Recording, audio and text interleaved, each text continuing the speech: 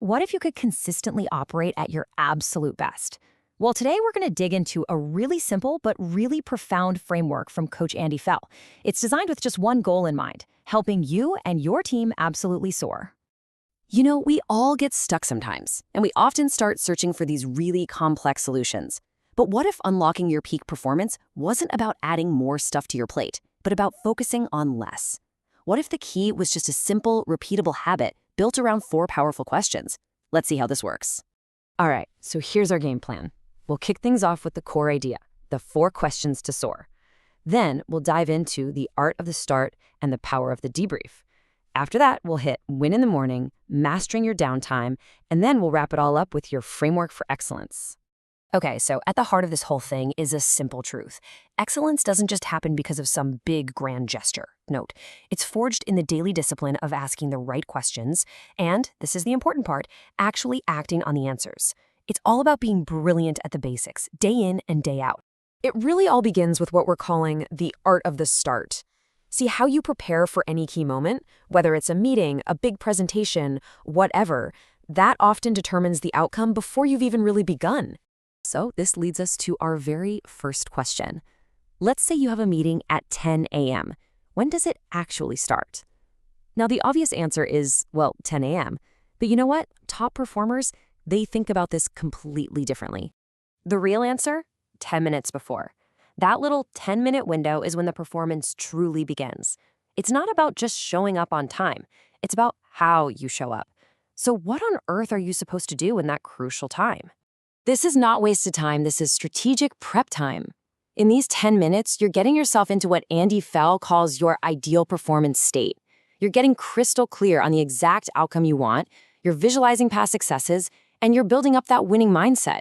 You are actively, deliberately priming yourself for success. Okay, so you've absolutely nailed the start. But the process isn't over when the meeting ends. Not by a long shot. This next step is where most people drop the ball, but it's exactly where the elite performers find their edge. I'm talking about the debrief. And that brings us right to our second question. If that meeting was from 10 to 11, when is it really, truly over? You might think it ends the second you walk out the door, but there's one last, crucial step. The performance actually ends 5 minutes after the client has left. And this isn't for writing follow-up emails or anything like that. No, this is a dedicated, almost sacred 5 minutes just for reflection. And for real growth, it's completely non-negotiable. And this debrief, it follows a very specific path. You always start by acknowledging what went well.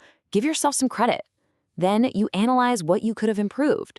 From there, you figure out what you'll do differently next time, all leading up to the most important question. What is my one key takeaway, my winning edge from this? This winning edge is what Fell calls a 1%er. These are the tiny, seemingly insignificant improvements you discover in that debrief. They don't look like much in the moment, but when you find one after every single performance, they start to compound into massive, undeniable success over time. See, this winning edge isn't some magical gift that just appears. It's a treasure you actually have to hunt for. And you find it in those quiet, focused moments of reflection, in that 5-minute debrief. Okay, so we've covered preparation and we've covered reflection. Now let's talk about momentum, because the structure of your day matters a lot, and it all hinges on how you start it. Which brings us to our third question. When should you schedule your most important appointment of the day? The one where you absolutely have to be at your best. The answer here is totally unambiguous. First thing in the morning. Don't warm up to your day, start your day with a win. Secure that most important victory as early as you possibly can. So why is that so important? Well, because success breeds success. It's that simple. A great appointment first thing, it just boosts your morale and kicks off what's called a virtuous circle of success. That first win creates this positive energy that you carry with you through the rest of the day, and it improves every single performance that follows.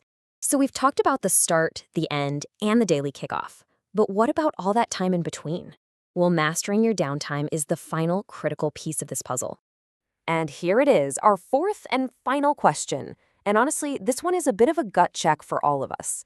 What are you actually doing when you're not on stage? Is that time being used strategically, or is it just getting lost to busy work? The answer is to get absolutely ruthless about focusing on what creates the next opportunity. It's a universal principle. You have got to distinguish between high-value activities that actually drive results, like prospecting or strategic planning, and those low-value activities that just fill time.